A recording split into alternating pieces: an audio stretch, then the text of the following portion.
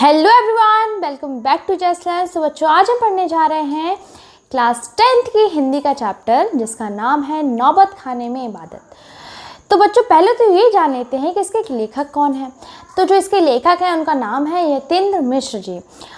उन्होंने बेटा इस चैप्टर में जो वर्ल्ड फेमस शहनाई वादक हैं स्वर्गीय श्री बिस्मिल्लाह खां, उनके बारे में बताया है। आपने सुना होगा कि आपकी जीके की बुक्स में भी क्वेश्चंस आता है, मोस्टली जीके की बुक्स में क्वेश्चन आता है कि एक साइड में म्यूज़िकल इंस्ट्रूमेंट होते हैं और एक साइड में म्यूजिशियन होते हैं। तो जो शहनाई होती है, शहनाई के लिए हमेशा बिस्मिल्लाह खान मैच करने के लिए आते हैं। तो वही बिस्मिल्लाह खां हैं, उन्हीं के बारे में इस चैप्टर में उन्हें बताया है। यतीन्द्र मिश्र जी ने, जो इस चैप्टर के लेखक हैं, उन्होंने बिस्मिल्लाह खां के पूरे बचपन के बारे में और बताया है कि कैसे उनकी रुचि जगी संगीत में, कैसे उनको संगीत पसंद आया, कैसे उन्होंने शहनाई बजाना शुरू किया। इस सब के बारे में इस चैप्टर में बताया है। उनके बचपन के बारे में इस चैप्टर में बताया है। तो चलिए फिर शुरू करते हैं इस चैप्टर को बिना किसी देरी के।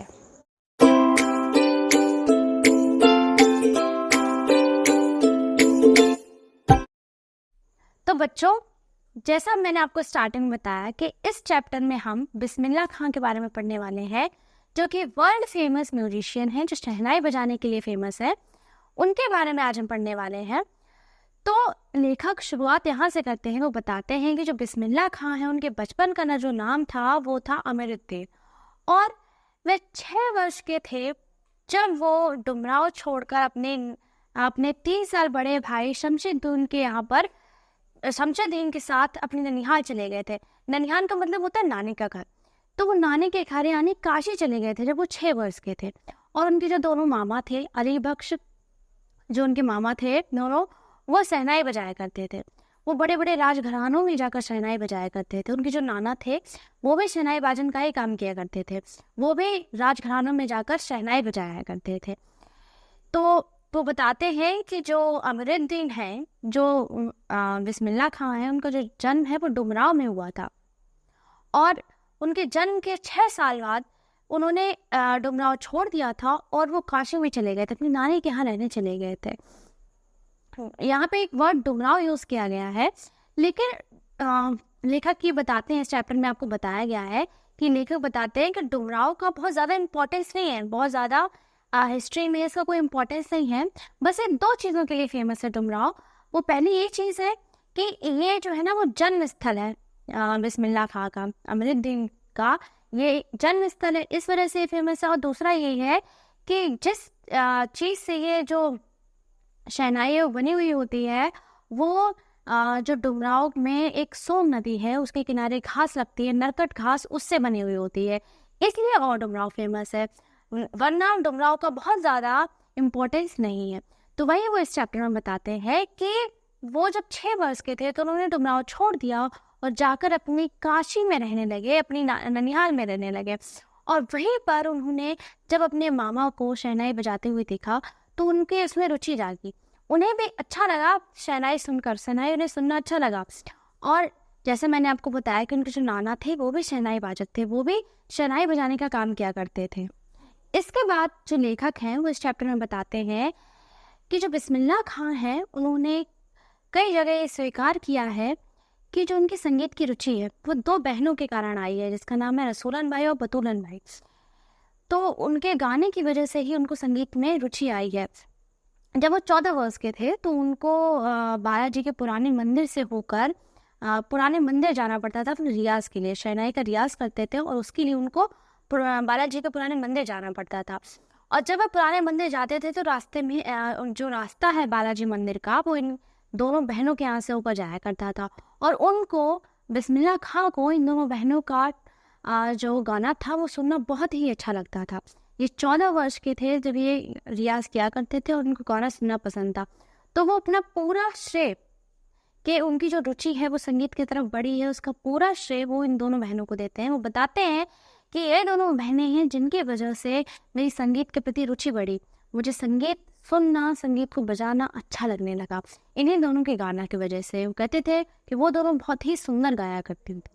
80 वर्ष की आयु में भी वो 5 वक्त की नमाज पढ़ना नहीं भूलते थे। वो 80 वर्ष के थे, उसके बाद भी 5 वक्त की नमाज पढ़ते थे और वह उसमें बस यही मांगते थे कि वो इतने अच्छे सुर बजाने लगे, इतने अच्छे उनके सुर रहे, हमेशा उनके इतने अच्छे सुर रहे कि जब वो अपने सुर बजाया करें, शहनाई को बजाया करें, तो लोगों के आंखों में आंसू आ जाया करें। वो बस यही मांगते थे, बस यही प्रार्थना करते थे। और उनका जो ये शहनाई बाजन है कि उनके मुहर्रम त्यौहार से भी जुड़ा हुआ होता था, कि जब तक मुहर्रम का त्यौहार चलता था, करीब 10 दिन तक ना ही तो कोई वो और ना ही उनका कोई परिवार वाला किसी भी तरह के संगीत में किसी भी तरह भाग नहीं लेते थे, किसी संगीत कार्यक्रम में भाग नहीं लेते थे। और जैसे ही 8वीं तारीख आती, वो वैसे ही दाल मंडी से फातमान 8 किलोमीटर की दूरी तक नोहा बजाते हुए सबकी आंखों को भिगो दिया करते थे। वो इतना अच्छा संगीत बजाते थे, वो उस दिन शौक मनाया करते थे। इसके बाद जब भी उन्हें फुर्सत हुआ करती थी, तो वो अपने अब्बा जान के काम याद कर लिया करते थे, वो अपने बचपन को याद कर लिया करते थे। उनको बचपन में जो उनकी फेवरेट अभिनेत्रियां थी सुलोचना, उनकी फिल्में देखना बहुत पसंद था, उन्हें फिल्मों का बहुत शौक था, फिल्में देखा करते थे। तो वो बताते हैं कि उस समय में जो 3rd क्लास की जो सीट है वो 6 पैसे की आती थी।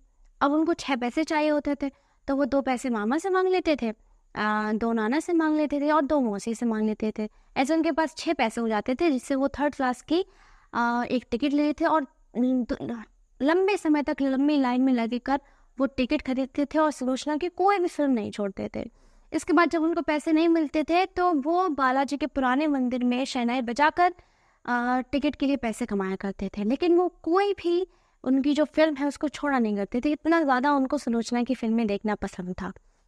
इसके साथ साथ ही उन्हें कुसुम की जो देसी घी वाली दुकान थी, उसमें उनको कचौड़ी खाना बहुत पसंद था, वो वहाँ की कचौड़ी खाया करते थे।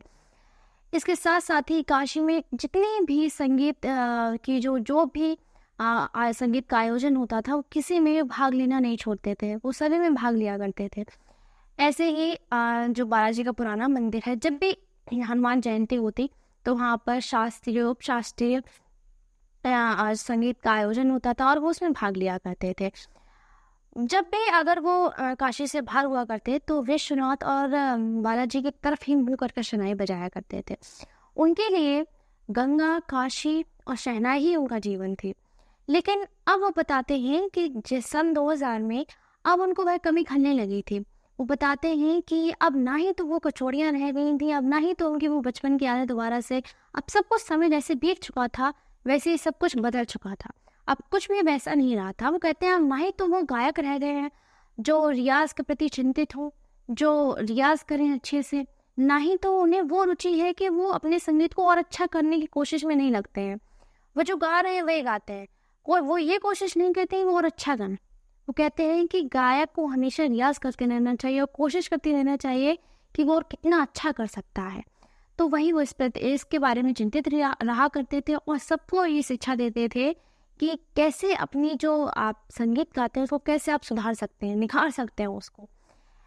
ऐसे ही 21 अगस्त सन 2006 को इनकी मृत्यु हो गई थी, इन्होंने दुनिया से अलविदा कह दिया था। और तब से ये बिस्मिल्लाह जो खां है वो शहनाई के लिए वर्ल्ड फेमस हो गए। ये वर्ल्ड फेमस म्यूजिशियन है, ये शहनाई बजाया करते थे।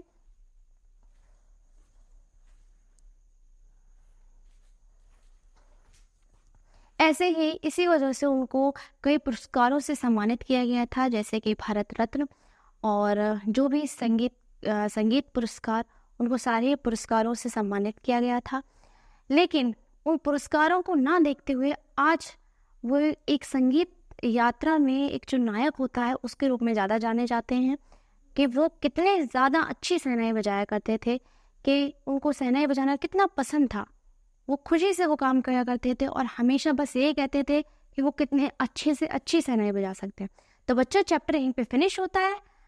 All the very best.